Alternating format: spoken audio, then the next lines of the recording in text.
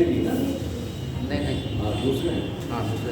Start. हाँ sir, एक चलिए देखिए, नागरिक घोषणा पत्र है, सिटीजन चार्टर है, ठीक। सिटीजन चार्टर है क्या? सबसे पहले देखिए, आप लोग को ये चीज़ें हैं जो आपके एग्जाम में आती हैं। परिचय जानना है, उद्देश्य जानना है, ठीक। इतिहास को बताना हो रही है, विशेषताएं मेनली एक्चुअल में जानना है। और द्वितीय प्रशासनिक आयोग यानी सेकेंड जो एडमिनिस्ट्रेटिव रिफॉर्म कमेटी है उसके ARC रिपोर्ट, ठीक, उसके हिसाब से क्या सुझाव दिए गए सिटीजन चार्टर के लिए, वो आप लोगों के एग्जाम्स में पूछा जाता है, ठीक। अब जानिए यहाँ सिटीजन चार्टर एक्चुअल में है क्या। ये एक दस्तावेज माना जाता है। दस्तावेज समझ रहे हैं ना, कागज से दस्तावेज, ठीक, जो क्या होता है नागरिकों के अधिकार संबंधी, ठीक है ना, जितने भी नागरिकों संबंधी अधिकार होते हैं, ठीक, उन्हीं का एक दस्तावेज है, ठीक। जिसका मूल रूप से उद्देश्य क्या है कि किसी भी संगठन को पारदर्शी बनाना, जवाबदेही और नागरिक उन्मुख बनाना, ठीक है ना। पहला क्या है? पारदर्शी बनाना। कोई भी वह संगठन जो कार्य कर रहा है पारदर्शिता पूर्ण कार्य कर रहा है, सबका अपना एक सिटीजन चार्टर है, ठीक, क्लियर। ये संस्थाओं के लिए है, ठीक है ना। और दूसरा क्या कि बात है क्या, हाँ, तो यहाँ क्या है एक्चुअल में, ठीक, इसको क्या बनाना? पारदर्शी बनाना। कोई भी वो कार्य कर रहा है तो कैसा कर रहा है? ट्रांसपेरेंट कार्य कर रहा है। अगर भर्ती भी कर रहा है तो ट्रांसपेरेंट भर्तियां कर रहा है, ठीक है ना। तो किसी भी संस्था का ये क्या है, उसको पारदर्शी बनाना, जवाबदेही तय करना कि जो उसकी रिस्पॉन्सिबिलिटी है उसने अपनी रिस्पॉन्सिबिलिटी ठीक से निभाई है कि नहीं निभाई है, इस चीज के लिए जवाबदेही तय करना, अकाउंटेबिलिटी होती है सबकी, ठीक। और तीसरा क्या है? नागरिक उन्मुख बनाना। नागरिक उन्मुख का बनाना क्या कि मतलब सिटीजन्स ओरिएंटेड बनाना, ठीक, कि मतलब सिटीजन को पूरा, नागरिकों को पूरा अधिकार हो अपने अधिकारों के बारे में जानना, ठीक, समझना और उनको प्राप्त करना, ठीक है ना, कि कहाँ कहाँ मेरे अधिकार हैं, किन किन अधिकारों को मैं प्राप्त कर सकता हूँ और कहाँ मेरे नागरिक अधिकारों का क्या हो रहा है, हनन हो रहा है, ठीक है ना। इसी वजह से सिटीजन चार्टर आपके बनाए जाते हैं संस्थाओं द्वारा, ठीक, क्लियर। इस घोषणा पत्र द्वारा संचालित कार्यक्रम के माध्यम से एक अच्छी सेवा उपलब्ध कराने का प्रयास किया जाता है और आम जन में सुधार संबंधी सुझाव आमंत्रित किए जाते हैं। एक स्वस्थ लोकतंत्र की सफलता इस बात पर निर्भर करती है कि सेवा प्रदाता एवं सेवा प्राप्त करने वाले क्या हो, संतुष्ट, ठीक है ना। मतलब किसी भी संस्था का ये डिक्लेरेशन नागरिक घोषणा पत्र, ठीक है ना, सिटीजन चार्टर। आगे अब इसमें क्या है, आप मुख्य उद्देश्य देख लीजिए, ठीक है ना। मूलभूत उद्देश्य, इसके बेसिक ऑब्जेक्टिव्स क्या हैं? पहला क्या, 6 सिद्धांतों पर ये आधारित है। ये कौन कौन से हैं? पहला है गुणवत्ता। गुणवत्ता का मतलब क्या? क्वालिटी, ठीक है ना। चयन, चयन का मतलब क्या? सिलेक्शन, ठीक है ना। तीसरा क्या है? मानक। मानक का मतलब क्या? स्टैंडर्ड। इनका एक स्टैंडर्ड है, नॉर्म्स है, ठीक है ना, क्लियर। तो वो चौथा मूल्य, मूल्य यानी वैल्यूज। पांचवा क्या? जवाबदेहीता यानी अकाउंटेबिलिटी। और छठवां पारदर्शिता यानी ट्रांसपेरेंसी, ठीक है ना। ये 6 मूल्य हैं। गुणवत्ता क्या कहता है कि भाई हम सेवाओं, जो सेवा दे रहे हैं उसमें गुणवत्ता हो, ठीक है ना। उसके लिए आपने नागरिकों के लिए घोषणा पत्र तैयार कर रखा है, उसमें अपनी गुणवत्ता के बारे में बताया कि ये है। अगर वो आप नहीं रख रहे हो तो निश्चित रूप से आप उनके अधिकारों का हनन कर रहे हो, बोल के भी नहीं कर रहे हो, ठीक। दूसरा क्या? चयन, जहां तक संभव हो चयन का अवसर देना। तीसरा क्या? मतलब चयन का मतलब क्या कि मतलब वो अपनी पसंद की चीजें ही ले सके, ठीक है ना। वो चयन का अवसर उन तक होना चाहिए, ठीक। तीसरा क्या? मानक। यदि सेवा मानक पूरा नहीं होते, जो हमने सर्विसेज प्रोवाइड करने की बात कही है, जो एक नॉर्म्स रखे हैं, वो अगर पूरा नहीं हो रहा है तो नागरिक की अपेक्षा व कार्यवाही हो, इसे स्पष्ट करना, ठीक है ना, क्लियर। कि नागरिक उसके लिए बोल सकता है, ये काम कर सकता है, ठीक है ना, शिकायत दर्ज करवा सकता है, ठीक है ना, क्लियर।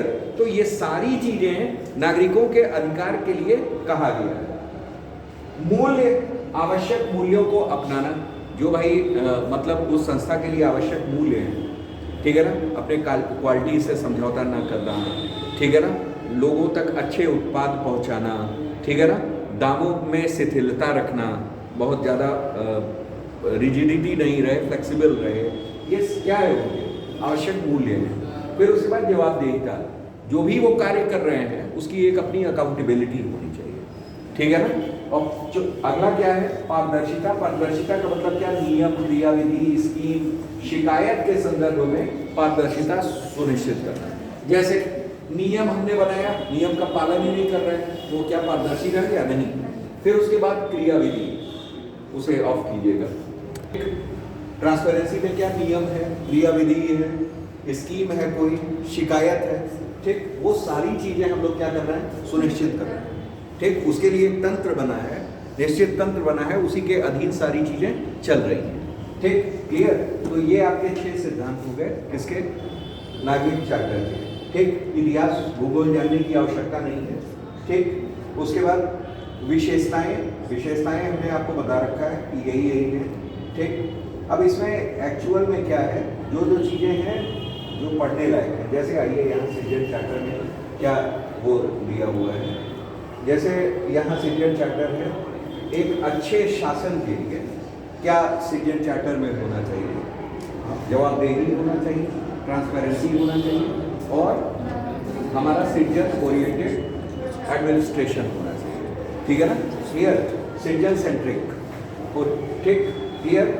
इनके अलावा हमारे यहाँ है सिटीजन चार्टर में क्या, जनता के अधिकतम ठीक संतुष्टि का माध्यम ये होता है, चयन की स्वतंत्रता होनी चाहिए कि उनको एक चयन सिलेक्शन कैसे करना है अपनी चीज़ों का, ठीक, उनके पास स्वतंत्रता होनी चाहिए, नागरिकों के अधिकारों की रक्षा होनी चाहिए, शिकायत निवारण तंत्र होना चाहिए, ठीक, कि भाई सबका अपना एक शिकायत निवारण तंत्र होता है कि अगर आपके उत्पाद में, किसी में, प्रोडक्ट में क्या है, खराबी है, ठीक, या सिलेक्शन में कहीं ना कहीं खामियां आ रही हैं, ठीक, क्लियर, जो चीज़ आपने कहा है वो समय पे पूर्ण नहीं हो रहा है, तो निश्चित रूप से आप क्या करोगे, एक शिकायत निवारण तंत्र के थ्रू, ठीक, उसमें आप शिकायत दर्ज करोगे। फिर हमारा क्या है, नागरिक केंद्रित प्रशासन, ठीक है ना, सिटीजन सेंट्रिक एडमिनिस्ट्रेशन, ठीक। तो ये चीज़ें यहाँ, अब भारत में क्या इसका इतिहास रहा है,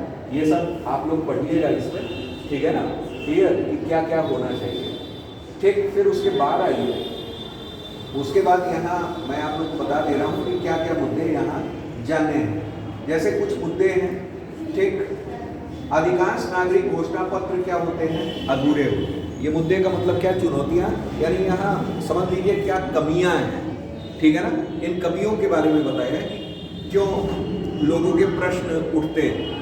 एक्चुअल यहाँ क्या है कि नागरिक घोषणा पत्र अधूरे हैं, मसलन उपलब्ध कराई गई सेवाओं, किसी सेवा के लिए गए आवेदन के लिए जरूरी प्रक्रिया, शिकायत निपटान की प्रक्रिया, अहम अधिकारियों के नाम, पते और उनके फ़ोन नंबर के बारे में ठीक से जानकारी नहीं दी गई रहती है। इस पूरे बात को समझिएगा। जैसे है क्या कि इसमें जो सेवाएं उपलब्ध कराई गई उसके बारे में सटीक जानकारी नहीं दी गई। दूसरा क्या कि किसी सेवा के लिए आवेदन के लिए जो जरूरी प्रक्रिया हो, जैसे मान लीजिए कि आप, इन्होंने कोई सेवा है उसके लिए आवेदन निकाला, फाइनली उसमें जो जरूरी प्रक्रिया होती है स्टेप बाय स्टेप, वो नहीं किया इन्होंने, सिलेक्शन में क्या किया, कहीं ना कहीं, ठीक, घोटाला कर दिया। उसके बाद आइए, उसके बाद यहाँ हमारा क्या है, जो शिकायत निवारण तंत्र है वो प्रक्रिया पूरी नहीं, लोगों के शिकायत आए हैं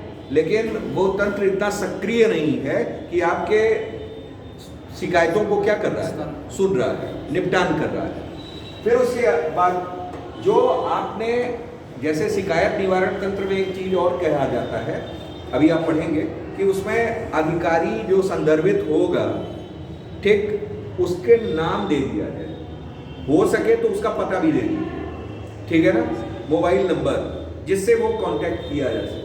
अब अधिकारी का सबसे पहले अगर आपको शिकायत करनी है तो आप क्या करोगे, आप ये करोगे कि टेलीफोन नंबर से उसको कॉल करोगे, कॉल पता चला गलत नंबर दे दिया गया है, कोई और को चला गया नंबर, आप उसको डांट फटकार लगा रहे हो तो पता चला आप ही डांट खा गए, ठीक है ना। तो कहीं ना कहीं गलत इन्फॉर्मेशन उसके रिगार्डिंग दे देना, या अधिकारी उठा ही नहीं रहा है 5 दिन तक। आप देखो कहीं कहीं होता है ऐसा कि आप कर रहे हो कॉल, कोई उत्तर ही नहीं आ रहा है, जवाब ही नहीं आ रहा है। तो मतलब एक हमने खाना पूर्ति कर रखी है, ये टेलीफोन लगवा रखा है, ठीक है ना, लेकिन उसे उठाने वाला कोई मौजूद नहीं है। अगर कोई उठाया भी गलती से कह देगा ओ संदर्भित अधिकारी है नहीं, अभी कहीं गए हुए हैं, बाद में आप कॉल करिएगा, इस समय कर दीजिएगा कॉल। पता चला उस समय उठा ही नहीं। तो ओवरऑल टाल मटोल वाली प्रक्रिया जारी रहती है। तो ये सब इसमें खामियां देखी गई हैं। डिक्लेरेशन तो करते हैं, घोषणा तो करते हैं, लेकिन उनका सही ढंग से पालन नहीं करते हैं। अधिकांश संगठनों के पास उच्च और सार्वभौमिक नागरिक चार्टर तैयार करने की पर्याप्त योग्यता नहीं होती। मतलब जो उन्होंने सिटीजन चार्टर तैयार किया है, वो क्या किया है कि दूसरे संगठन या दूसरे संस्था से नकल कर लिया। क्या वो कर पाएंगे क्या नहीं कर पाएंगे, इसकी खुद की उनको जानकारी और सक्रियता नहीं है, पता ही नहीं है कि एक्चुअल में होता क्या है, कैसे करना है। ठीक, उन्होंने कॉपी किया, कट कॉपी पेस्ट, कैसे नहीं है वो होता है। जैसे अगर कोई संस्था अपने बारे में विशेषता बता रही है तो उसमें लिखती है कि ऐसा है, एसी रूम होगा, ये होगा, एक लाइब्रेरी की व्यवस्था होगी, एक इसमें होगी, पानी की उचित व्यवस्था होगी, बिल्कुल आरओ से पानी टपक रहा होगा, गंगा जल भी एकदम फीका पड़ जाएगा। तो ओवरऑल सारी सुविधाएं 1 to all डिक्लेरेशन में लिखा है। तो दूसरे भी क्या कर रहे हैं, उसको कॉपी कर ले रहे हैं, और कॉपी करके क्या कर रहे हैं, प्रस्तुत कर दे रहे हैं। यही तो कर रहे हैं भाई। उन्होंने अपना जो तंत्र बनाया वो स्वयं निर्मित नहीं है, दूसरों का कॉपी करके निर्मित कर दिया, कट कॉपी पेस्ट। ठीक, तो जिसने कट कॉपी पेस्ट किया तो उसको कट कॉपी पेस्ट की योग्यता है, ना कि वो पूरित करने की योग्यता है, ठीक है ना। तो अधिकांश सिटीजन चार्टर वही बन रहे हैं जो अच्छी तरह से डिजाइन नहीं किए जाते। आगे आइए, आगे यहाँ दिया हुआ है क्या, यहाँ ये दिया हुआ है कि कुछ अध्ययनों के अनुसार कई चीजों के बारे में बिल्कुल भी जानकारी मुहैया नहीं कराई गई या आधी अधूरी सूचना उपलब्ध थी। इसके अलावा यह बात भी सामने आई कि अधिकांश सदस्य अपने विभाग के नागरिक घोषणा पत्र का मसौदा तैयार करने में शामिल नहीं थे। अधिकांश नागरिक चार्टर को सार्वजनिक एजेंसियों द्वारा अद्यतन ही नहीं बनाया गया, ठीक, जबकि कुछ दस्तावेज लगभग 1 दशक पहले नागरिक चार्टर कार्यक्रम की शुरुआत के समय के तारीख के थे। मतलब क्या कि हमेशा इस पे अपडेशंस होने चाहिए। ठीक, हम अपने यहाँ ये सुविधा भी मुहैया करा रहे हैं, ये भी एक अपडेशन होना चाहिए।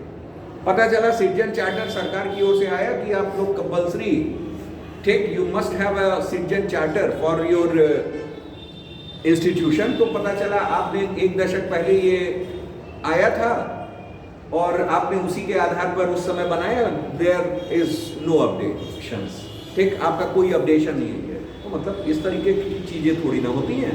ठीक, आगे आइए। चार्टर तैयार करते समय वरिष्ठ अधिकारियों और दिव्यांग व्यक्तियों की जरूरत पर भी विचार नहीं किया गया। भाई समाज में हर तरह के लोग हैं और सबको सुविधा प्राप्त करने का अधिकार है, ठीक, अपने तरीके का। दिव्यांग व्यक्ति है तो उसको कहीं ना कहीं प्राथमिकता देनी पड़ती है। वरिष्ठ नागरिक है, महिला है, बच्चे हैं, इनको प्राथमिकता देनी पड़ती है। पता चला आपने सबको समान अधिकार दे रखा है, ठीक है ना, सबको एक ही तराजू में आपने तौल रखा है, ऐसे होता नहीं। आगे आइए। नई व्यवस्था के तहत नागरिकों के प्रति सरकारी एजेंसी और उसके स्टाफ के व्यवहार और दृष्टिकोण, ठीक है ना, दृष्टिकोण कहाँ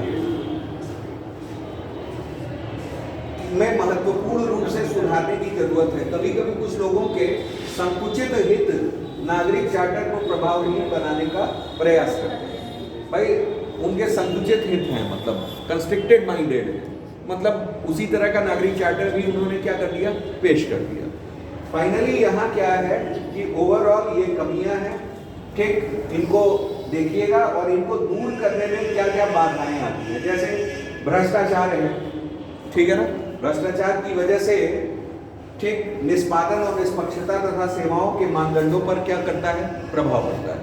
दूसरा क्या, सिविल सेवाओं में परंपरागत शासक वर्ग की मानसिकता उचित रूप से नहीं बदली जा सकती, इसके लिए ज्यादा सेवा दृष्टिकोण चाहिए। ठीक है ना, क्लियर। अप्रोचेज ऐसे होने चाहिए जो सेवा भाव ले आ रहे हैं। ठीक, भले ही सूचना के अधिकार का कानून लाया गया हो, फिर भी पर्याप्त रूप से पारदर्शिता की कार्य संस्कृति को नहीं लाया जा सका। ठीक, मतलब वो पारदर्शी नहीं हो पा रहा है, कोई भी सिस्टम पारदर्शी नहीं हो पा रहा है। चौथा क्या, जन संपर्क पक्ष या कार्मिक विकास के अन्य मुद्दों पर अभी भी क्या है, कमियां। ठीक है ना, और लोक सेवाओं में नागरिक घोषणा पत्र की आवश्यकता अनुसार कई मूल्यों का उचित निर्माण अभी नहीं किया जा सकता। कई मूल्य चाहिए रहते हैं। ठीक है, क्लियर। मूल्य का मतलब क्या कि भाई वृद्धों के लिए अलग होना चाहिए, दिव्यांगों के लिए अलग होना चाहिए। ठीक, तो सबके लिए अपने एक अलग रूल्स हैं, अपने राइट्स हैं। ठीक, आप अगर उनका मतलब भावनात्मक रूप से उनके लिए क्या होना चाहिए, थोड़ा सा आदमी पक्षपातपूर्ण रवैया न करें। ठीक, संगठनिक आधुनिकीकरण और संचार सुधार इत्यादि से बजट और वित्त की उपलब्धता में जो कमी रही है उसका क्या करता है, प्रतिकूल असर पड़ता है। ये सब ध्यान दीजिएगा, ये सब कमियां हैं। ठीक है ना, अब यहाँ क्या है, एक्चुअल में ये सेकेंड ARC की 12वीं रिपोर्ट है जो नागरिक घोषणा पत्र को प्रभावी बनाने में की गई है। ठीक है ना, इसमें कुछ पॉइंट्स हैं, इनको ध्यान में रखना है। जैसे घोषणा पत्र तैयार करने से पहले उसके आंतरिक पुनर्गठन की आवश्यकता होती है। ठीक है ना, आंतरिक पुनर्गठन क्या, जान लीजिए। क्योंकि एक सार्थक घोषणा पत्र का उद्देश्य सेवा की कोटि को सुधारना है। जो हमारी सर्विस क्वालिटी है उसको क्या है, सुधारना है। ठीक, इसलिए इस बाबत मात्र निर्धारण करना पर्याप्त नहीं होगा। संगठन के अंदर जो विद्यमान प्रोसेसेस हैं, पद्धतियां हैं और प्रक्रियाएं हैं, उनका पूर्ण विश्लेषण किया जाना चाहिए कि हमारे व्यक्ति जो हमारा प्रोडक्ट है कितना अच्छा बन रहा है कि लोगों के हित में हो वो चीज़। जो सर्विसेज प्रोवाइड की जा रही हैं क्या वो वाकई हम जो लिख रहे हैं उसके अनुकूल है कि उसके प्रतिकूल बिल्कुल जा रहा है। ठीक, ये सारी चीजें ये किसमें आती हैं, आंतरिक पुनर्गठन में। ठीक है ना, हम पुनर्गठित करें सारी चीजों को। ठीक, और नए उपाय अपनाने जाए चाहिए। ठीक, पुनर्संरचना की जानी चाहिए और नए उपाय। अगला है विविध नागरिक घोषणा पत्रों के आकार की उपयुक्तता का निर्धारण। इसे आप लोग देखिएगा। फिर तीसरा हमारा है, हेडिंग सब देख ले रहे हैं, व्यापक परामर्श प्रक्रिया। ठीक है ना, व्यापक परामर्श होना चाहिए कि भाई जानना चाहिए कि परामर्श होना चाहिए कि अगर हम ये प्रोसेस करते हैं तो इसके क्या परिणाम होंगे, ये होंगे तो इससे हमारा क्या इनपुट आएगा। ठीक है ना, क्लियर। पक्की वचनबद्धता की जानी चाहिए। जो आप सर्विसेज प्रोवाइड कर रहे हो वही आप लिखो। जो आप नहीं कर सकते हो बेवजह अपनी तारीफ के फूल बांधने की आवश्यकता उसमें नहीं है। ठीक है ना, तो वहां क्या है, आप डिक्लेरेशन कर दोगे कि हमारे यहाँ ये सुविधा है, पता चले आप वो सुविधा ही नहीं दे रहे हो, तो कहीं ना कहीं हमेशा पब्लिक जो भी होगी उसके प्रति क्या होगी, आपकी अपनी जवाबदेही कायम होनी चाहिए। वो भी आप नहीं करोगे, शिकायत तंत्र भी आपने खराब कर रखा है। ठीक, चूक के मामले में समाधान तंत्र। भाई चूक कहाँ हुई, मान लीजिए सर्विसेज आपने प्रोवाइड करने को कहा, वो नहीं हुई। ठीक, तो उसका एक निगरानी तंत्र होता है, सर्विलांस सिस्टम होता है। ठीक है ना, उस सिस्टम को आपने क्या किया है, सुदृढ़ कर रखा है। ठीक है ना, क्लियर कि हाँ ये गलती हमसे हुई है, हम इस चीज को क्या करेंगे, सुधारेंगे। आप उस तंत्र को भी क्या रखोगे, समाधान तंत्र को मजबूत रखोगे। ठीक है ना, क्लियर। और क्या है कि समय समय पर आप क्या करो, ऑडिट्स करते रहो, आकलन करते रहो, एनालिसिस करते रहो। अपने जो भी तंत्र हैं उनको आप देखो कि हाँ यार यहाँ अपडेशंस की आवश्यकता है, हम क्या करते हैं, इसको अपडेट कर दें। ठीक, यहाँ हमारे सुधार रिफॉर्म्स की आवश्यकता है, अमेंड करना चाहिए तो वहाँ अमेंड करिए। ठीक है ना, तो ये सब चीजें होती हैं। फिर उसके बाद हमारा कहा है उपभोक्ता फीडबैक का इस्तेमाल करते हुए बेंचमार्क। ठीक है ना, मतलब उपभोक्ताओं से फीडबैक भी लीजिए। आजकल देखते होंगे कभी भी आप आए, जैसे आप गए मारुति सर्विसेज में, आप अपनी गाड़ी सर्विसेज करा लीजिए, तो पता चला आपके व्हाट्सएप पे बार बार मैसेज आ रहा है, सर यस या नो में दीजिए कि आप हमसे संतुष्ट हैं कि नहीं, संतुष्ट है कि नहीं। तो ये क्या हो गया, उपभोक्ता फीडबैक हो गया। आप कोई भी आप उत्पाद ले रहे हो, मान लीजिए आपने वर्लपूल की वॉशिंग मशीन ली, ठीक है ना, क्लियर। आप जब कोई भी आप चीज़ ले रहे हो, वस्तु ले रहे हो, तो सर्विस के लिए तुरंत लोग आते हैं, आपका लगाने आएगा, बताएगा कि कैसे कैसे हाउ टू, ठीक है ना, हाँ हाउ टू यूज़ किस तरीके से, ठीक है ना, तो क्या क्या इसमें वो है। जब वो जाएगा तो बताएगा सर कुछ और प्रॉब्लम तो बताइएगा, ठीक, आप OTP आप दे देंगे, तमाम चीज़ें आपके व्हाट्सएप पे फिर मैसेज आएंगे कि आप क्या हमारी सेवा से प्रसन्न हैं कि नहीं है, अपनी चीज़ें बताइए, ठीक है ना। तो ओवरऑल क्या ये सारी चीज़ें हो जाती है उपभोक्ता के फीडबैक, ठीक है ना, उसका इस्तेमाल करना और उनसे हुए बेंचमार्क। आगे आइए जो भी फिर हमारा क्या है, प्रक्रिया में सिविल सोसाइटी को शामिल करना।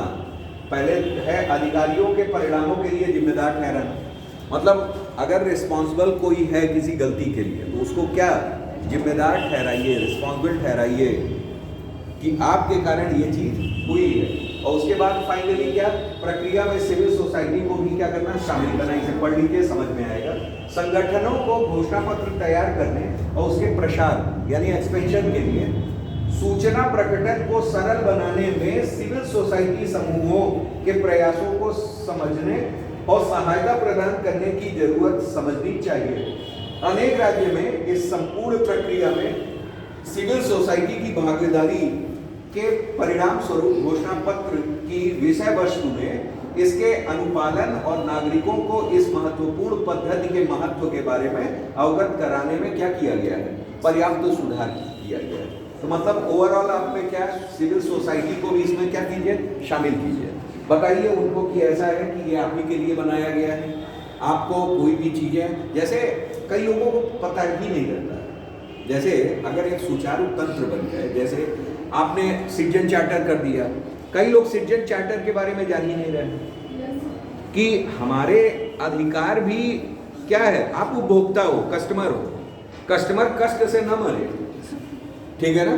पता चल रहा है लाखों कस्टमर कष्ट से ही मर रहे हैं, ठीक है ना। तो सबका एक क्या होता है, सिटीजन चार्टर बनता है। जो भी संस्था में आप सेवा के लिए, जो भी सेवा प्रदायनी कंपनियां हैं या संस्थाएं, सबका अपना एक सिटीजन चार्टर होता है। ये एक दस्तावेज है जिसमें उन्होंने घोषणा की रहती है, वो एक घोषणा पत्र है जिसमें वो घोषणा किए रहते हैं कि इन इन अधिकारों को हम देंगे आपको, मतलब इन इन सेवाओं को हम क्या करेंगे, देंगे, प्रदान करेंगे, ठीक। उन सब में क्या है, आपको मैंने बताया 6 पॉइंट है, 6 सिद्धांत है। गुणवत्ता होने चाहिए, उनके एक अपने मानक होने चाहिए, सर्विसेज अच्छी होनी चाहिए, चयन अच्छा होना चाहिए, पारदर्शी तंत्र होना चाहिए, जवाबदेही तंत्र होना चाहिए, ये सारी चीज़ें उसमें बताई गई हैं, शिकायत तंत्र होना चाहिए।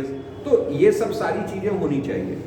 इन सब में भी अगर आपको पता ही नहीं है, ठीक, आपने ले लिया कोई भी प्रोडक्ट और पता चला घर पे जाने के बाद कुछ हो ही नहीं रहा है, आप अपने को कोस रहे हो, यार पता नहीं है, तो किस्मत का खेल है कि कुछ अच्छा मिल गया, कुछ अच्छा नहीं मिला, आप ऐसे जा रहे हो। लेकिन आपको क्या, आपको पता ही नहीं है कि ऐसा भी कुछ होता है। तो कहीं ना कहीं नागरिक उन्मुख होना चाहिए, मतलब ये सिविल सोसाइटीज़ को भी शामिल करना चाहिए इसमें कि जानकारी आपकी होनी चाहिए उस तंत्र के बारे में, ये आपके ये अधिकार हैं, ऐसी चीज़ें हैं, आपको इन सब में कार्यरत होना चाहिए, ठीक है ना, क्लियर। तो ये सब सिफारिशें थी किसकी, सेकेंड ARC, ठीक है ना। ARC का मतलब क्या है, एडमिनिस्ट्रेटिव रिफॉर्म कमेटी, प्रशासनिक सुधार आयोग, कमीशन जो है, ठीक। आगे आयोग की सिफारिशों का संक्षिप्त उल्लेख यहाँ दिया हुआ है, क्या कि सभी के लिए एक आकार उपयुक्त नहीं है। संगठन के अंतर्गत स्वतंत्र यूनिट के लिए नागरिक घोषणा पत्र तैयार किया जाना चाहिए, व्यापक परामर्श होना चाहिए, ब्रॉड, ठीक, एक एडवाइजरी कमेटी हो, वो पूरा डिसाइड करें, जिसके तहत प्रक्रिया में सिविल सोसाइटी को भी हम लोग क्या करें, शामिल करें, पक्की वचनबद्धता की जानी चाहिए। जो आपने वचन दिया है उसे आप क्या करें, पूरा करें। नहीं अगर सर्विसेज प्रोवाइड कर सकते हैं तो आप उसको डिक्लेरेशन में अपने न रखिए, ठीक है ना, क्लियर, चार्टर में अपने न रखिए, ठीक। घोषणा पत्र में वचनबद्धता को पूरा करने के लिए आंतरिक प्रक्रियाएं देख लीजिए कि क्या जो हमने वचन जो हम दे रहे हैं उस हिसाब से हमारे यहाँ तंत्र है कि नहीं है, आंतरिक तंत्र सुदृढ़ है कि नहीं। पता चला लोग ही नहीं, आपने कह दिया नहीं, हर टेबल पे एक आदमी खड़ा रहेगा, है कि नहीं है। तो ओवरऑल और संरचना में क्या कीजिए, सुधार कीजिए। चूक के मामले में समाधान तंत्र, मान लीजिए सब गलतियां सबसे होती हैं, अधिकार सबका है गलती करने का, लेकिन उस चीज को कबूलना भी चाहिए, निवारण तंत्र भी होना चाहिए, ठीक है ना, क्लियर। और क्या, नागरिक घोषणा पत्रों को समय समय पर अपडेशंस होने चाहिए, ठीक है ना, आकलन कीजिए और अपडेट कीजिए समय समय पर। अत्यंत उपभोग ये क्या है, अत्यंत जो भी है उपभोक्ता फीडबैक ओवरऑल है, कस्टमर या कंज्यूमर जो भी है उनके फीडबैक को इस्तेमाल करना। और दूसरा क्या है, अधिकारियों को परिणामों के लिए जिम्मेदार ठहराया जाए। आपने जो अधिकारी नियुक्त कर रखे हैं उनको जिम्मेदार ठहराइए कि आपने काम नहीं किया है, ठीक है ना, आप केवल ऐसे पैसा ले रहे हो, ठीक। तो ओवरऑल क्या, ये सारी चीजें सिटीजन चार्टर से आई हैं। फिर आगे आ जाइए, इन चीज़ों को आप समझिएगा, एक बार देखिएगा, मेन चीज़ें हैं। फिर है ये 2000 बिल है, सिटीजन चार्टर 2011 का बिल, ठीक है ना, उस समय का है। और फिर उसके बाद जो है लोक सेवा गारंटी यानी पब्लिक सर्विस गारंटी, कि हम पब्लिक सर्विस में क्या क्या गारंटीज दे रहे हैं, ठीक। फिर उसके बाद चार्टर मार्ग, हाँ, इसमें एक चीज़ पूछा जाता है और आया भी हुआ है आपका, क्या, सेवोत्तम मॉडल, ठीक है ना, सेवोत्तम जो वर्ड आया है वो किससे आया है, दो चीज़ों से। सेवोत्तम दो शब्दों, सेवा और उत्तम से मिलकर बना है सेवोत्तम, ठीक है ना। इसको इंग्लिश में भी सेवोत्तम मॉडल कहते हैं, ठीक है ना, ये एक मॉडल है। उसी सेवा उत्तम, सर्विस से जो हम प्रोवाइड कर रहे हैं वो क्या है, बेस्ट, ठीक है ना, क्लियर। तो ये चीज़ें हैं, ठीक। अब कहने का मतलब क्या, हमेशा जो भी सर्विसेज हो वो सुपरलेटिव डिग्री में हो, बेस्ट हो, ठीक है ना, क्लियर। यह मॉडल नागरिकों को सेवा प्रदान करने की गुणवत्ता के सुधार के लिए संगठन का एक ढांचा प्रदान करता है। इसके अलावा यह मॉडल आंतरिक प्रक्रियाओं की गुणवत्ता पर उनके प्रभाव का आकलन करने में मूल्यांकन तंत्र के रूप में कार्य करता है। सेवोत्तम का फ्रेमवर्क प्रशासनिक सुधार विभाग, ठीक है ना, 2005 में लिया गया था, ठीक। और सेवोत्तम के निर्माण के बाद ब्यूरो ऑफ इंडिया स्टैंडर्ड इसके लिए मानकों का निर्धारण करता है। इसे आप पढ़िएगा, इसमें कुछ चीजें हैं, ये है सेवोत्तम मॉडल, ठीक। कारक हैं इनके 3, ये देख लीजिए घटक, ठीक। पहला क्या घटक है, नागरिकों का सशक्तिकरण, एम्पावरमेंट ऑफ सिटीजन्स, ठीक है ना, उनका एम्पावरमेंट करना। दूसरा क्या, शिकायतों का समुचित समाधान, ठीक है ना, जो भी हमारा वो है प्रॉब्लम सॉल्व हम लोग करें। फिर क्या है, सेवाओं की गुणवत्ता में सुधार करें, उसकी क्वालिटी में क्या करें, उसमें सुधार करें परस्पर, ठीक है ना। तो ये सेवा प्रदाय क्षमता के लिए है, ये नागरिक चार्टर, मतलब नागरिक चार्टर बनाना, ठीक। तभी तो आप नागरिकों को सशक्तिकरण करेंगे। चार्टर बना रहे हैं का मतलब क्या, आपने एक घोषणा पत्र बनाया, दस्तावेज तैयार किया जिसमें नागरिकों के अधिकारों के बारे में लिखा हुआ है, मतलब उनको ये अधिकार आप दे रहे हो, लिख करके दे रहे हो, ठीक है ना, क्लियर। एक प्रचार आता है, आप देखते होंगे कि लिख करके दोगे, कुछ इस तरीके का। तो मतलब आज सरकार मुंह से बोली हुई बातें नहीं मानती है, क्या मानते हैं, लिख करके, कोई भी चीज लिखित रूप में साक्ष्य माना जाता है, ठीक है ना। तो ओवरऑल क्या कि वही है ये सिटीजन चार्टर। फिर सेवा को उत्तम बनाना है तो गुणवत्ता में सुधार कीजिए, और शिकायत निवारण तंत्र होना चाहिए। वो क्यों है, लोक शिकायत निवारण प्रणाली से संबंधित, ठीक। तो ओवरऑल यही है, ठीक, ये जानिएगा, यही सेवोत्तम मॉडल है। अब ये सफलता के इसके क्या कारक रहे हैं, ठीक, उसे जान लीजिए, यानी factors for the success of Sevottam model. अब यहाँ क्या है एक्चुअल में, कुछ राजनीतिक जैसे उच्च स्तरीय प्रतिबद्धता, वचनबद्धता, मतलब हमने कहा तो हमने किया, ठीक है ना। उसके लिए क्या राजनीतिक स्तर पे भी होते हैं और प्रशासनिक स्तर पे भी कार्य होते हैं। फिर उसके बाद क्या, हमारा क्रियान्वयन, हाउ टू एग्जीक्यूट, ठीक है ना, ये उसको तो एक हमारे अपने मानदंड बनाए गए हैं, ठीक, और उनका समय समय पे इवैल्यूएशन करना, ठीक। फिर उसके बाद क्या, जो भी पार्टनर्स हैं, अंशधारक हैं, ठीक है ना, उनकी सहभागिता होनी चाहिए। जो भी हमारे शेयर होल्डर्स हैं, अंशधारक यानी शेयर होल्डर्स हैं, उनकी क्या होनी चाहिए, सहभागिता होनी चाहिए। किसमें भाई, नागरिक भी हैं, सरकारी कर्मचारी भी हैं। फिर उसमें परिवर्तन प्रबंधन, क्या क्या परिवर्तन होना चाहिए, उसके लिए एक प्रबंधन सिस्टम होना चाहिए, एक मैनेजमेंट सिस्टम होना चाहिए, ठीक है ना, कि आवश्यकता के हिसाब से परिवर्तन करना, ठीक है ना, चेंज अकॉर्डिंग टू नीड, ठीक है ना, आवश्यकता के हिसाब से, समझ में आया।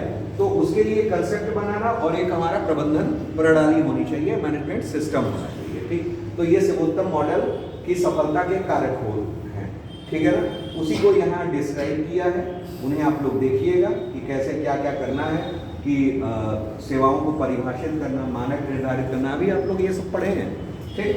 क्षमता का विकास करना, कार्य निष्पादक कार्य करना, ठीक है ना, क्लियर। फिर उसके बाद निगरानी करना वही सर्विलांस सिस्टम, उसको निगरानी तंत्र कहा जाता है, ठीक। मूल्यांकन करना, इवैल्यूएट करना। फिर सतत सुधार, मतलब सस्टेनेबल रिफॉर्म्स ले आने, ठीक है ना, क्लियर। ये नहीं कि एक ही बार कर दिया, हाँ हो गया सब कुछ, ठीक। तो ये ओवरऑल आपके सिटीजन चार्टर के बारे में है। नाउ अब हम लोग इससे रिलेटेड क्या करेंगे, क्वेश्चंस करेंगे सिटीजन चार्टर से, ठीक है ना, क्लियर। आ जाइए, कहाँ गया सिटीजन चार्टर क्वेश्चन, ठीक। जन क्या है, नागरिक के अधिकार पत्र यानी चार्टर आंदोलन के मूलभूत सिद्धांतों को स्पष्ट कीजिए और उसके महत्व को उजागर कीजिए। Explain the basis principle of citizen charter movement and bring out its importance, ठीक है ना, क्लियर। अब यहाँ क्या है, ये देखिए, हमने आपको 6 सिद्धांत बताए थे, वही है सेम चीज। सिटीजन चार्टर के बारे में बताएंगे कि ये एक दस्तावेज है, एक घोषणा पत्र है जो संस्थाओं द्वारा नागरिकों के लिए, उनको नागरिकोन्मुख बनाने के लिए किया जाता है, ठीक ठाक। और इसमें सारी सिस्टम्स होती हैं, क्या क्या होता है, गुणवत्ता, चयन, मानक, मूल्य, जवाबदेही और पारदर्शिता, ये इसके 6 मूलभूत सिद्धांत हैं, ठीक है ना। इसका महत्व है ही क्या, कि पारदर्शी और जवाबदेह बनाना प्रशासन को, और नागरिक केंद्रित बनाना है, जिससे उनको अधिक नागरिक अनुकूल बनाया जाए, ठीक है ना, अडेप्टेबल फॉर सिटीजन्स बनाया जाए, ठीक। यह सुशासन और नैतिक शासन को बढ़ावा देता है। सेवा वितरण पे क्या करता है, सुधार करता है भाई, सर्विस डिस्ट्रीब्यूशन में क्या कर रहा है, रिफॉर्म्स ही तो कर रहा है, ठीक, सुधार कर रहा है। उनकी गुणवत्ता में वृद्धि करना है। शिकायत निवारण तंत्र के लिए एक मार्ग प्रदान करता है कि भाई हमें इस सेवा से क्या है, शिकायत है, ठीक, तो उसका क्या करता है, साधन है जो सुनिश्चित करता है, हो गया का प्राथमिक रुझान, ठीक। लोक सेवाओं को आपूर्ति संचालित बनाने की बजाय मांग संचालित बनाकर नागरिक केंद्रित बनाना है, ठीक है ना, क्लियर। एक संगठन को प्रभावी प्रशासन के लिए नागरिक घोषणा पत्र का उपयोग कैसे करना चाहिए, ठीक, क्लियर। भाई संगठन ही बनाता है, संस्था ही बनाती है, उसको प्रभावी प्रशासन के लिए कैसा तैयार करना चाहिए, नागरिक घोषणा पत्र, वो पूछा है। तो यहाँ आप 6 सिद्धांत उसके दे दोगे, वही तो है, ठीक, 6 सिद्धांत दिए। फिर उसके बाद एक संगठन को शिकायत निवारण तंत्र, उसकी दक्षता और प्रभावशीलता को मापने का एक साधन है, वो आपने तैयार कर दिया, वो सारी चीजें हैं। फिर उसके बाद प्रभावी प्रशासन के लिए इसका महत्व क्या है, महत्व ये है कि जवाबदेही सुनिश्चित करना। जवाबदेही क्यों भाई, समय सारणी, सेवाओं के लिए उपयोगकर्ता शुल्क और शिकायत निवारण के लिए विकल्प, सारी चीजें शामिल हैं। सेवा वितरण मानक का पालन कर रहे हैं, ठीक, जिससे संगठन प्रभावशीलता और उसके प्रदर्शन को बढ़ावा मिल रहा है।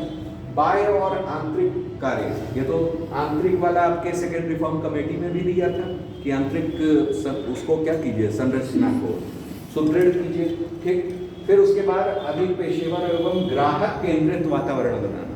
ग्राहक केंद्रित का मतलब क्या, कस्टमर सेंटर या कस्टमर सेंट्रिक, ठीक है ना, हम एनवायरनमेंट तैयार करेंगे, पारदर्शिता रखेंगे, अधिकारों को सुनिश्चित करेंगे, ठीक। तो ओवरऑल वही सारी चीजें हैं। फिर आइए, कुछ अलग नहीं है, अगला आइए, ई नागरिक घोषणा पत्र। अब यहाँ नागरिक घोषणा पत्र और ई नागरिक है, क्या कर दिया गया? इलेक्ट्रॉनिक। ठीक, साथ ही यह भी वर्णित कीजिए कि यह Pragati platform is related with citizen charters, ये ध्यान में रखिएगा।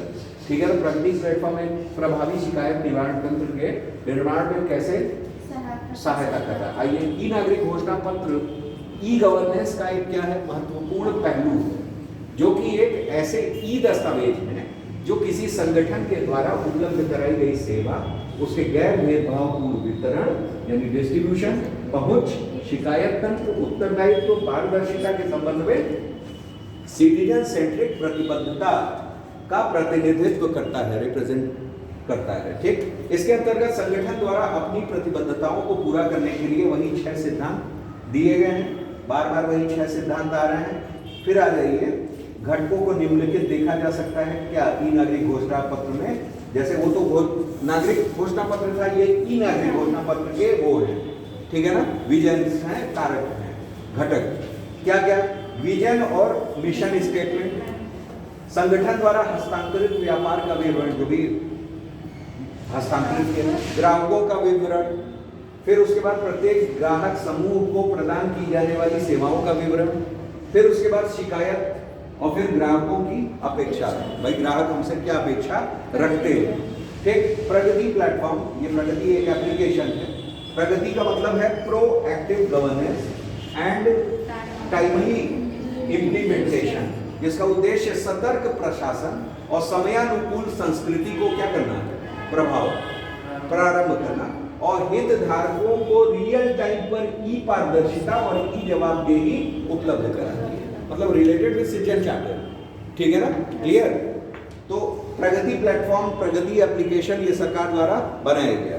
ठीक, आगे आइए, इसमें निम्नलिखित रूप से प्रभावी शिकायत निवारण तंत्र के रूप में कार्य करता है। प्रगति प्लेटफॉर्म 3 नवीनतम तकनीकों, एक है डिजिटल डेटा प्रबंधन, ठीक है ना, डिजिटल डेटा मैनेजमेंट, दूसरा है वीडियो कॉन्फ्रेंसिंग और तीसरा है भू स्थानिक प्रौद्योगिकी।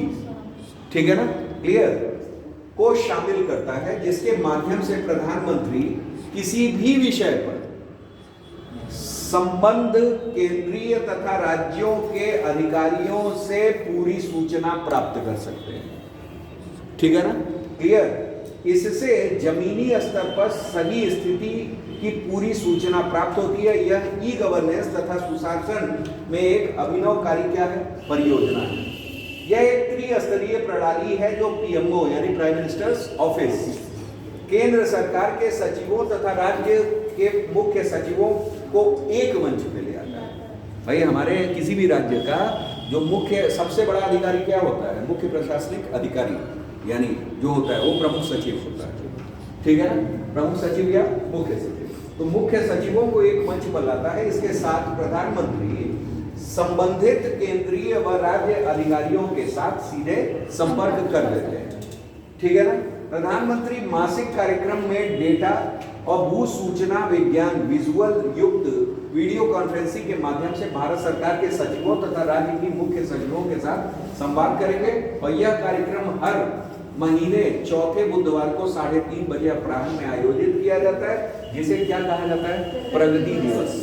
भाई प्रगति एप्लीकेशन का पूरा वो क्या किया जा रहा है? दारोमदार किया जा रहा है किस दिन? बुधवार को। ठीक, प्रधानमंत्री के समक्ष लोक शिकायत, चालू कार्यक्रम और लंबित परियोजनाओं से संबंधित उपलब्ध डेटाबेस को चिन्हित किया जाएगा और उनका समाधान खोजा जाएगा। नागरिक घोषणा पत्र कानूनों में उचित क्रियान्वयन, सेवा वितरण के लिए एक मजबूत संस्थागत तंत्र उपलब्ध कराया जाता है। प्रगति जैसे प्लेटफॉर्म निश्चित रूप से ये हैं और इससे क्या होगा? लाल फीताशाही और भ्रष्टाचार खत्म होगा। ठीक है ना, तो ओवरऑल ये आपका रिलेटेड है। अब हमने कहा था जैसे इसमें कई चीज आई है, क्या? लोक सेवा वितरण, distribution system, service distribution system. तो यहाँ क्या है? प्रभावी लोक सेवा वितरण, वही चीजें हैं। लोक सेवा वितरण यानी पब्लिक सर्विस डिस्ट्रीब्यूशन। ठीक है ना, वो कैसे बनाया जा रहा है? उसका एक सिद्धांत क्या है? तो मेनली तो सिटीजन चार्टर से रिलेटेड है। दूसरा क्या है? यह शासन का महत्वपूर्ण घटक क्यों है? ठीक, सेवोत्तम मॉडल हमने कहा था ना, सेवोत्तम मॉडल के संदर्भ में व्याख्या कीजिए, ये आया हुआ प्रश्न। ठीक है ना, तो सेवोत्तम मॉडल्स के बारे में भी बता देगा कि क्या सेवोत्तम मॉडल है, सेवा उत्तम होनी चाहिए, इसके 3 घटक हैं, ठीक है ना। एक हमारा सिटीजन चार्टर, एक शिकायत निवारण तंत्र, एक मैनेज करना कैसे वो करेंगे, ठीक है ना। तो ओवरऑल ये सारी चीज़ें उसमें देखना है, ठीक। उसी के हिसाब से आप एक बार पढ़ लीजिएगा, मतलब ये सेवोत्तम मॉडल से रिलेटेड देखिए 3 प्रमुख घटक है, ठीक। 3 प्रमुख घटक में आप समझा दीजिएगा कि क्या क्या होना चाहिए। पहला, नागरिक घोषणा पत्र का सफल क्रियान्वयन, लोक शिकायत निवारण तंत्र और सेवा डिलीवरी क्षमता, ये मैनेजमेंट से ही रिलेट हो गया, ठीक है ना। तो वही चीज़ें हैं, पॉइंट्स आपको उन्हीं में से निकालना है, ठीक। अब ये आइए सिटीजन चार्टर, इसमें क्या है, interactions and training of responsive climate, satisfaction of citizenship, participatory population, staff and users, feedback and performance audit, feedback होना चाहिए। फिर उसके बाद क्या, प्रोसीजर्स, कॉस्ट और डिस्प्ले। प्रोसीजर क्या है, प्रक्रिया, कॉस्ट कितनी वो है, और उसको डिस्प्ले कैसे कर रहे हैं, ठीक है ना। फिर स्टेटमेंट ऑफ सर्विसेज, सर्विसेज का अपना स्टेटमेंट होना चाहिए। फिर entitlement of users, services and standard, ठीक। फिर सिंपल एंड यूजफुल। तो मतलब क्या क्या चीज़ें हैं, वो सारी चीज़ें आपने इसमें देख ली, ठीक है ना। ये सारी चीज़ किस पर आधारित है, यही 6 पेज है, ठीक। आगे आइए, सिटीजन चार्टर लोगों के लिए सार्वजनिक सेवाओं की गुणवत्ता में लगातार सुधार करना चाहता है, ठीक। क्वालिटी में नहीं है, मेन चीज़ तो क्वालिटी है ना, कि सर्विस क्वालिटी हो, ठीक। लोगों को अगर पहला कारक जो है सही मिल जाए तो दूसरों की तो चिंता ही नहीं पड़ेगी, जवाबदेही और वो सब तो अपने आप आ जाएंगे।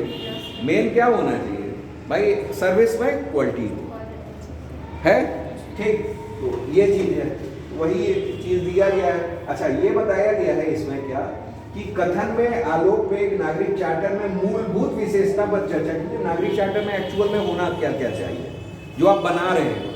ये नहीं बता रहा कि नागरिकों के लिए नागरिक चार्टर है जो, उसमें किस लिए बनाया जा रहा है। 6 पॉइंट्स के लिए मूलभूत सिद्धांत 6 है, लेकिन ये बनाया कैसे जाए, हाउ टू प्रिपेयर, ठीक है ना। आप कट कॉपी पेस्ट जो कर रहे हो वो ना करो, योग्यता के हिसाब से बनाओ और क्या होना चाहिए उसमें, ये दिया गया है। तो इसमें आइए, पहला क्या, ग्राहकों की आवश्यकता पर ध्यान देना, सरल भाषा में हो, ठीक। स्थानीय भाषा मतलब उनको समझ में आए, ठीक, उनको समझ में आए। अगर आप किसी होटल में जा रहे हो, आपको दिया गया मेन्यू दे दिया गया, समझे में नहीं आ रहा है कि ये क्या है, तो आप कैसे ऑर्डर करोगे, और लिख दिया 250, तो आप पूछोगे ना कि भाई ये टिक्का कौन सा टिक्का है, आप इन्हें इसको 250 लिख रखा है, ठीक। और क्या इसमें जीएसटी शामिल, जीएसटी सर्विसेज में तो शामिल ही है भाई, आप सर्विसेज का पे जीएसटी ले रहे हो, हर चीज़ कर रहे हो, वो सारे टैक्सेस इन्वॉल्व हो रहे हैं। तो आप नागरिक को वसूलने का भी अधिकार है। अगर आप नागरिक से वसूल रहे हो तो नागरिकों को भी पूरा आपसे वसूलने का अधिकार है, तो वही है। सेवा मानक तय होने चाहिए, ठीक। फिर उसके बाद प्रभावी उपाय, प्रशिक्षण, शिष्टमंडल का मतलब जो होता है, मतलब जो आपके साथ टीम वर्क वाले रहेंगे वो होगा। यहाँ प्रतिपुष्टि व्यवस्था, प्रतिपुष्टि मतलब उस चीज को एकदम पूरा करने के लिए, मतलब प्रतिपुष्टि का मतलब यहाँ उससे हो गया कि हर मतलब परेशानी पे आपको क्या हो, उसका निवारण हो जाए, ठीक है ना, वो प्रतिपुष्टि कर दिया गया, ठीक। और करीब से निगरानी और आवधिक समीक्षा, समय समय पे समीक्षा होनी चाहिए, ठीक। फिर उसके बाद सरकारी विभागों और सेवा प्रदाताओं के नागरिकों को निम्नलिखित अपेक्षाएं होती हैं। प्रदर्शन में वसनीयता और निरंतरता हो, ठीक। जवाबदेही और समय पर सेवा प्राप्त हो जाए, ठीक। विश्वसनीयता तथा ग्राहक हितों को हमेशा क्या रखा जाता है, ध्यान में रखा जाता है।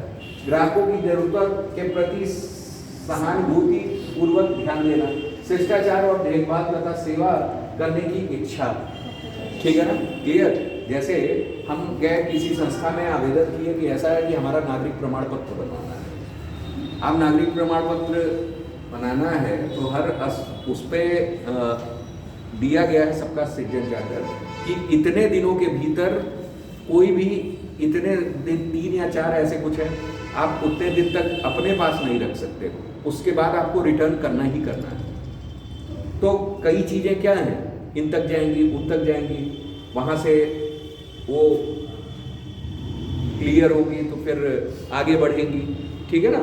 तो आप अगर अपने पास तक काफ़ी दिन तक, मतलब जो एक निश्चित सीमा दी गई है, समय सीमा दी गई है, उससे ज़्यादा रख रहे हो, तो आपकी जवाबदेही होगी कि आपने क्यों रखा। आपको जब हफ्ते भर का समय दिया गया था तो आपने क्यों 10 दिन लगाया, आप उसका कारण बताओ। आप ये भी हो सकते हो, ये भी हो सकता है भाई, आप पे जवाबदेही हो सकती है कि किसी को आवश्यकता है, आप छुट्टी पर हैं, संदर्भित अधिकारी आप ही हो, ठीक। तो या तो आपकी जगह कोई और कर रहा हो, तो सबकी जवाबदेही होती है ना कि भाई इतने दिनों में क्यों ये पूरा नहीं हुआ, ठीक। आप उसी लिए किए गए हो और कर भी नहीं रहे हो। तो ये सब इसी वजह से हर चीज़ पारदर्शी, ठीक, सेवा के अपने नॉर्म्स होने चाहिए, क्वालिटी होनी चाहिए, तुरंत प्रभावशाली होना चाहिए, और उसका अपना एक शिकायत निवारण तंत्र होना चाहिए जिससे समाधान उचित मिल सके, ठीक है ना। ये सब चीज़ें हैं। तो चलिए, ये आपका सिटीजन चार्टर खत्म हुआ, ठीक। आशा है समझ में आ गया होगा, ठीक। उसके बाद अब पहले मैंने आप लोग को पढ़ाया था CSR, कॉर्पोरेट सोशल रिस्पॉन्सिबिलिटी, ठीक है ना। कॉर्पोरेट सोशल रिस्पॉन्सिबिलिटी पे ये प्रश्न है, ये भी आपके इसी में आता है, ठीक है ना, कि किस तरह, ये तो है करंट इशू, लेकिन इसके इथिकल व्यूज क्या हैं, कैसे प्रश्न आते हैं, वो आते हैं। जैसे कॉर्पोरेट सोशल रिस्पॉन्सिबिलिटी उन समस्त चीज़ों के लिए पर्याप्त है जो कॉर्पोरेट नैतिकता के लिए क्या है, आवश्यक है, ठीक। समालोचनात्मक विश्लेषण कीजिए, ठीक है ना, क्लियर। तो ओवरऑल आपको क्रिटिकल एनालिसिस करनी है, यहाँ जानी है। कॉर्पोरेट सामाजिक उत्तरदायित्व का मतलब क्या, किसी औद्योगिक इकाई का उसके सभी पक्षकारों, मतलब उस औद्योगिक इकाई के लिए जो जो पक्षकार हैं यानी रिस्पॉन्सिबल लोग, कौन कौन आएगा, संस्थापक आएगा, निवेशक आएगा जो इन्वेस्ट कर रहा है, ठीक, ऋणदाता आएंगे जो लोन दे रहे हैं, क्रेडिट्स दे रहे हैं, ठीक, प्रबंधक आएंगे, कर्मचारी आएंगे, आपूर्तिकर्ता आएंगे जो सप्लाई चेन में शामिल है, ग्राहक आएंगे, और स्थानीय जनता तथा पर्यावरण आदि के प्रति नैतिक दायित्व से, ठीक है ना, क्लियर। तो इन लोगों से क्या है, मतलब ग्राहकों हो गया, स्थानीय जनता हो गई, और इनके अलावा पर्यावरण आदि के लिए नैतिक दायित्व होता है, रिस्पॉन्सिबिलिटी होती है, एथिकल। भारत विश्व का पहला देश है जिसने CSR कानून को क्या प्रदान किया, वैधता प्रदान किया। भारत सरकार ने कंपनी अधिनियम 2013, हमने कल बताया था, उस दिन पढ़ाया था कि कंपनी अधिनियम 2013 के थ्रू ये दिया गया है। औद्योगिक इकाइयों को अपने शुद्ध लाभ का कितना %? 2%, ठीक है ना। शिक्षा हो गया, स्वास्थ्य हो गया, भूख, गरीबी और लैंगिक समानता जैसे मदों में, आइटम्स में निवेश करने का सामाजिक दायित्व दिया गया है, ठीक है ना। उनको एक दायित्व दिया गया, रिस्पॉन्सिबिलिटी दी गई है कि आप कंपनी चलाइए, ठीक है, लेकिन अगर आपकी कंपनी से कहीं ना कहीं पर्यावरण को लाभ हो, वो हानि पहुंच रही है, निश्चित रूप से धुआं निकल रहा है, औद्योगिक इकाइयाँ हैं, ठीक, धुआं निकल रहा है, तो पता चला वहाँ हैजा फैल रहा है, वहाँ वायु प्रदूषण हो गया, अन्य भी चीज़ें हो गई, लोग ग्रसित हो रहे हैं, तो आपकी लोगों के लिए नैतिक जिम्मेदारी भी बनती है वहाँ के, ठीक, कि आप अपने प्रॉफिट का 2% जो है वहाँ के विकास कार्यक्रमों में लगाइए, कल्याणकारी कार्यक्रमों में लगाइए।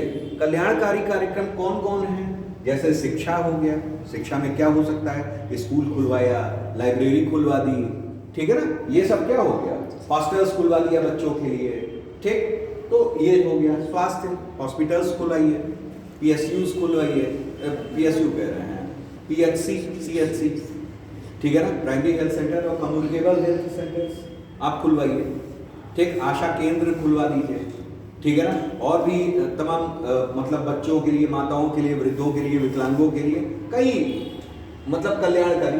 भूख हो गया, गरीबी और लैंगिक समानता जैसे मदों में, ये सब क्या है, ये सब कल्याणकारी चीजें हैं और जो समाज के लिए आवश्यकता है, उनकी पूर्ति के लिए, प्रतिपूर्ति के लिए आप क्या करो, निवेश करो, जो आपका सामाजिक दायित्व है। इसी को सोशल रिस्पॉन्सिबिलिटी कह रहे हैं। और चूंकि आप इंडस्ट्री से रिलेटेड हो तो that one is related with corporate social responsibility. ठीक है ना।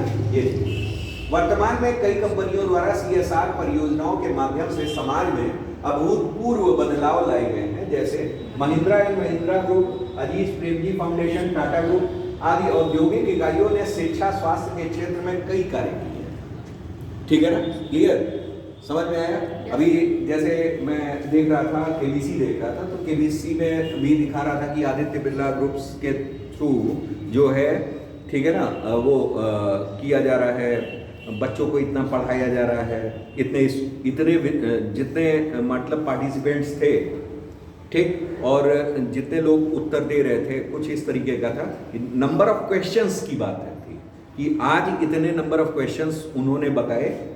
ठीक, मान लीजिए एक दिन में टोटल 28 क्वेश्चंस पे डिस्कशन हुआ, तो 28 बच्चों को वो क्या कर रहे थे, प्रोवाइड कर रहे थे। ऐसे जितना सीजन के अंत तक बच्चे मतलब वो हो जाए, उतने बच्चों को फ्री शिक्षा क्या किया जाएगा, वो प्रोवाइड किया जाएगा आदित्य बिरला ग्रुप के थ्रू। तो मुझे ऐसा दिखा उसमें, तो ये क्या था, ये कहा जा सकता है कि समाज की सेवा के लिए या समथिंग कुछ इसके लिए किया जा रहा है।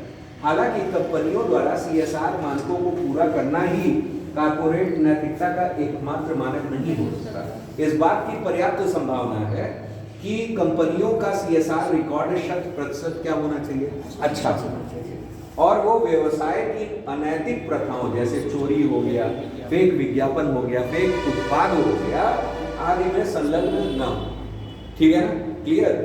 वस्तुतः CSR औद्योगिक समूहों के लिए मात्र एक कानूनी बाध्यता है, न कि नैतिक बाध्यता। ये कानूनी बाध्यता बनेगी।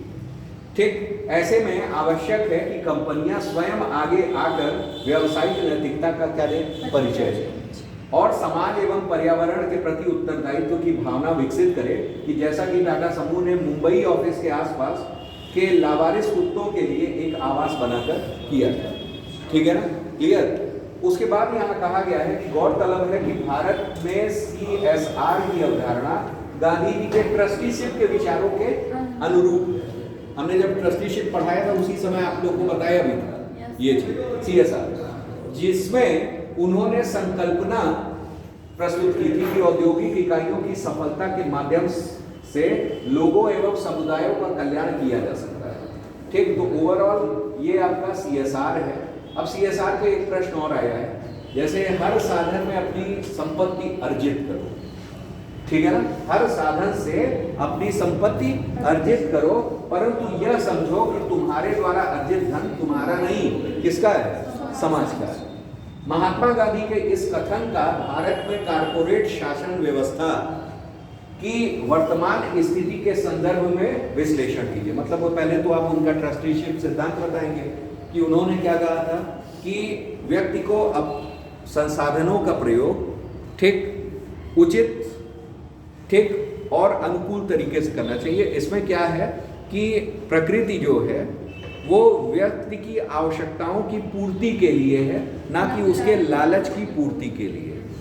ठीक है ना, क्लियर। तो ओवरऑल ये डालना, इसी पे ट्रस्टीशिप सिद्धांत डालना, और उसके बाद सोशल कॉर्पोरेट रिस्पॉन्सिबिलिटी को उसमें अटैच करके ठीक व्यावसायिक नैतिकता के बारे में बताना। ठीक, सरकार ने कंपनी अधिनियम 2013 के साथ 2% जो CSR किया है उसके लिए क्या होना चाहिए कंपनियों को। ठीक है ना, उनका नैतिक दायित्व क्या होना चाहिए, एथिकल रिस्पॉन्सिबिलिटी क्या होनी चाहिए, वो सारी चीजें आपको बता देना है इसमें।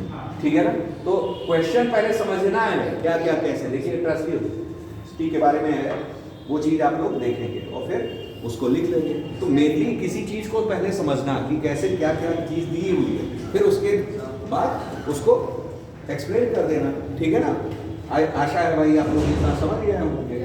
ठीक, अब आगे आते हैं। आगे फिर आया है निगमित यानी कॉर्पोरेट सोशल रिस्पॉन्सिबिलिटी केवल एक सामाजिक दायित्व नहीं बल्कि एक नैतिक दायित्व। उसमें क्या था, ये एक व्यावसायिक दायित्व आपका है, नैतिकता से भरपूर। ठीक है ना, नैतिक दायित्व है। ठीक भी है, ये टिप्पणी कीजिए। ठीक है ना। तो वो सारी चीजें इसमें दी हुई हैं, आप उसको लिखिएगा। अच्छा, इसमें यहाँ डिफाइन कर दिया है कि कौन कौन क्या है। जैसे दिया हुआ है कंपनी अधिनियम 2013 के अनुसार प्रत्येक कंपनी प्राइवेट लिमिटेड या पब्लिक लिमिटेड या तो जिसका या तो 500 करोड़ की कुल संपत्ति है या 1000 करोड़ का कारोबार है या 5 करोड़ का शुद्ध लाभ है को पिछले 3 वित्तीय वर्षों के 3 वर्षों का लाभ देखना है का औसत शुद्ध लाभ का कम से कम कितना 2%। ये भी नहीं कि आपको हर साल का ना, 3 वर्षों का औसत ले लीजिए। ठीक है ना। मान लीजिए एक बार मुनाफा कम हो गया, एक बार बहुत ज्यादा हो गया, एक बार थोड़ा और कम हुआ, तो आप तीनों का औसत ले लो। ठीक, औसत मुनाफे का 2%। ठीक, ये आपका CSR कहलाता है। ठीक, अब ये है RTI। RTI के बारे में दिया हुआ है, राइट टू इंफॉर्मेशन। ठीक है ना। इसमें ये कहा गया है कि राइट टू इंफॉर्मेशन किस किस तरीके से, यहाँ भी आपका किसके बारे में दिया गया है, RTI के लिए दिया गया है। ठीक, तो RTI को आप लोग समझिएगा एक्चुअल में क्या है। RTI किसके लिए है, सशक्त एवं भ्रष्टाचार मुक्त समाज के लिए। मेनली इसमें क्या है कि नागरिक अधिकारी से सवाल पूछ सकता है। ठीक, क्लियर, किसी भी संदर्भ में पूछ सकता है। ठीक, व्यक्ति को अपने अधिकारों के प्रति क्या होना चाहिए, सचेत होना चाहिए। सरकारी तंत्र में व्याप्त अनियमितता को कम करने में ये सहायक होती है। कोई भी सूचना प्राप्त कर सकता है व्यक्ति धारा 8 में वर्णित कुछ विषयों से संबंधित सूचनाओं को छोड़कर। उसमें भी धारा 8 है जिसमें संदर्भित कुछ विषय दिए गए हैं, उनके बारे में। जैसे होता क्या है कि कुछ हमारे देश हित में सूचनाएं होती हैं, गोपनीय ही रखा जाता है। ठीक है ना, रक्षा संबंधी हो गई या अन्य चीजें, तो आप वो सब धारा 8 में व्यक्त की गई है कि ये वर्जित। ठीक है ना, यहाँ लीक की संभावना नहीं है। बाकी आप कुछ भी पूछो, ठीक है ना, क्लियर। तो उनको छोड़कर और अधिनियम की दूसरी अनुसूची में, ये जो RTI अधिनियम है, एक्ट है ना, तो इसमें दूसरी अनुसूची में जो शामिल 18 एजेंसियों की सूचनाओं को छोड़कर, अब 18 एजेंसियां में रक्षा उक्षा सब होंगे। ठीक है ना, क्लियर। उन 18 एजेंसियों को छोड़कर किनको किनको, दूसरी अनुसूची जो अधिनियम RTI अधिनियम का है, और कौन, धारा 8 से रिलेटेड जो विषय है। ठीक है ना, क्लियर। सरकारी दस्तावेज, सरकारी काम की जांच आप कर सकते हैं। कोई भी सरकारी दस्तावेज है, ये पुल बना तो कितने दिनों का टेंडर था और कितने दिनों में पूरा हुआ, ये सारी जानकारी आप हासिल कर सकते हैं। ठीक है ना, क्लियर। तो ये पारदर्शी तंत्र बनाता है। ये किस लिए है, ये ट्रांसपेरेंसी के लिए है, भ्रष्टाचार करप्शन को कम करना होते हैं ना। तो इसीलिए RTI होती है। अब RTI दाखिल लोग कर देते हैं लोक सेवा आयोग पे, बताओ भाई कितनी पोस्टें हैं। ठीक है ना, उसी के हिसाब से बच्चा तैयारी करता है कि आपको अभी तक आप बस तैयारी करवा रहे हो कि हम लोग तैयारी करें। ठीक ना, आप कैलेंडर जारी कर रहे हो ना पोस्ट जारी कर रहे हो, तो आप बताओ आप क्या, आप ये बताओ सीट्स कितनी हैं। तो भाई आयोग लिख के भी देता है। क्यों लिख के देता है, इस वजह से कि एक पारदर्शी तंत्र बना रहे। ठीक है ना, ये नहीं कि बस चल रहा है किसी भी सूरत में, ऐसा कुछ नहीं होगा। ठीक है ना, क्लियर। तो वही आपके RTI से अब देखिए, फिर सूचना का अधिकार अधिनियम केवल नागरिकों के सशक्तिकरण के बारे में ही नहीं, अभी तो यह आवश्यक रूप से जवाबदेही की संकल्पना को पुनः परिभाषित करता है। एक सिटीजन चार्टर है जो भ्रष्टाचार और पारदर्शिता, भ्रष्टाचार को मुक्त करता है, मतलब और पारदर्शी तंत्र बनाता है। आपके चैप्टर में क्या है, इस चैप्टर का नाम है सुचिता, प्रोबिटी। सुचिता बनी रहे, तो प्रोबिटी में ये तंत्र आते हैं। और दूसरा क्या, हमारा ethics in administration, ethics in administration, प्रशासन में नैतिकता। इन 2 चैप्टर्स के अंतर्गत ये सब आते हैं। ठीक है ना, इन चीजों को जानना है। जैसे ई-गवर्नेंस हुआ, ये सब चीजें। ठीक है ना, तो कैसे कैसे आप सूचना का अधिकार देखिए, रिकॉर्ड्स, दस्तावेज और नोट्स के प्रति लेना, कार्यों, दस्तावेजों और रिकॉर्ड्स को देखना, सामग्री की प्रमाणीकृत नमूने लेना और किसी भी तरह की सूचना की प्राप्ति, ये सब जो है क्या होना चाहिए। अच्छा, इसमें ये भी है, ये भी जान लीजिए। सूचना के अधिकार में जवाबदेही की संकल्पना को पुनः परिभाषित किया गया है। इसके माध्यम से नागरिकों और अधिकारियों से कोई भी सवाल पूछ सकता है। कुछ अपवाद जैसे कि अनुच्छेद 8 में वर्णित है और अनुसूची 2 में वर्णित है, जो 18 वो दिए गए हैं, ठीक, प्राप्त कर सकता है। संबंधित संस्था या विभाग द्वारा 30 दिन की अवधि में, ये याद होना चाहिए 30 दिन, ऐसा प्रीलिम्स में भी पूछा जा सकता है, 30 दिन अवधि, ठीक है ना, क्लियर, ये आपके लिए आवश्यक है, ठीक। अब विभाग के अधिकारी दस्तावेज को संरक्षित रखने का प्रयास करने के साथ ही प्रत्येक शिकायत को गंभीरता से लेते हैं और दोहराने से बचते हैं, ठीक, यही है। त्रुटियां उटियां नाम में फिर आया सूचना नैतिकता। सूचना नैतिकता का मतलब क्या, आरटीआई से ही रिलेटेड है, इंफॉर्मेशन एथिक्स, ठीक। आरटीआई एक्ट को कैसे कैसे वो करते हैं, किस किस तरीके से वो यहाँ दिया हुआ है, ठीक। फिर उसके बाद सशक्त भ्रष्टाचार मुक्त समाज, ठीक, में सूचना का अधिकार किस तरह से भूमिका निभा सकता है, इसी तरह के प्रश्न आपके आएंगे, ठीक है ना, आंसर्स दिए हुए हैं, आप इसे करेंगे। अब यहाँ क्या है एक्चुअल में, आपको अब एक चीज और हम लोग पढ़ लेंगे, मॉब लीचिंग या ट्रोलिंग। यहाँ ट्रोलिंग अलग होता है और मॉब लीचिंग अलग। ट्रोलिंग क्या, आजकल सोशल मीडिया चल रहा है, आपको अधिकार है अपना अभिव्यक्ति की स्वतंत्रता का, लेकिन कुछ भी अभिव्यक्त आप कर देते हैं तो ये ट्रोलिंग है, ठीक है ना। जैसे किसी पे भद्दी टिप्पणी आपने कर दी तो ये ट्रोलिंग हो गया, ठीक है ना, क्लियर, हर कोई देख रहा है, तो ये सब क्या है, ट्रोलिंग कहलाता है। जैसे इंटरनेट की दुनिया में ट्रोल का मतलब है उन लोगों से होता है जो किसी भी मुद्दे पर चल रही चर्चा में कूदते हैं, पहले कूदेंगे, फिर आक्रामक, अनर्गल, भड़काऊ बातों के विषय से क्या कर देंगे, भटका देंगे, ठीक है ना, क्लियर। इसका मुख्य उद्देश्य क्या होता है, पाठकों की भावुक प्रतिक्रिया, उत्तेजना को जन्म देना, जिससे कि आक्रामक भावनात्मक प्रतिक्रिया की आड़ में मुख्य मुद्दे क्या हो जाए और गौर हो जाए, ठीक है ना।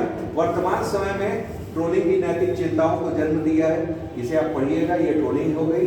अब आ गई भीड़ हत्या यानी मॉब लीचिंग। मॉब लीचिंग आप जान रहे हैं कि भीड़ इकट्ठी हुई, किसी मुद्दे पे बवाल किया और फाइनली किसी की हत्या कर दी, ठीक है ना। अब उसमें कौन जिम्मेदार, पूरी भीड़ को तो हम गिरफ्तार कर नहीं लेंगे, तो ये मॉब लीचिंग में आ जाता है। यानी हाल के कुछ वर्षों में भीड़ ने मॉब लीचिंग या भीड़ हत्या के रूप में विभत्स अमानवीय रूप को कई बार दिखाया है, जिसने इंसानियत को शर्मसार किया और देश व समाज की साख को गहरे स्तर पर दुष्प्रभावित किया।